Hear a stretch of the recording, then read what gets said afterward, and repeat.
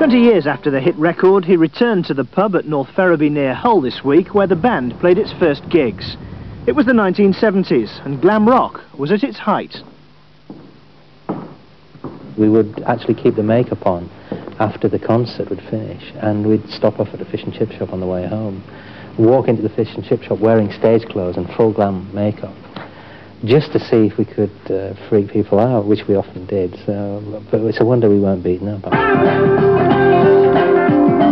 Having tasted success and adulation with Bebop Deluxe, Bill chose to walk away from the commercial rock business to dabble in experimental music. Stardom simply never suited him.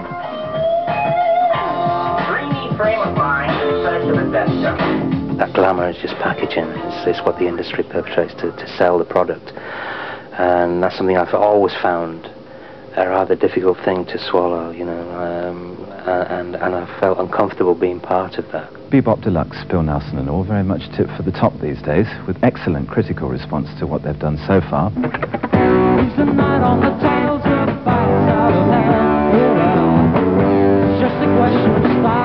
It's for bebop that many will remember Bill Nelson, but he also pioneered so-called indie music, releasing an early record on his own label. I seem to remember liking the cover of it, and then I just liked the idea, which at the time was pretty much unique, you know, of making your own record, because it was still pretty much assumed that if you wanted to get ahead in showbiz, you had to travel down to London and ally yourself with a bunch of thugs in shot silk suits, you know.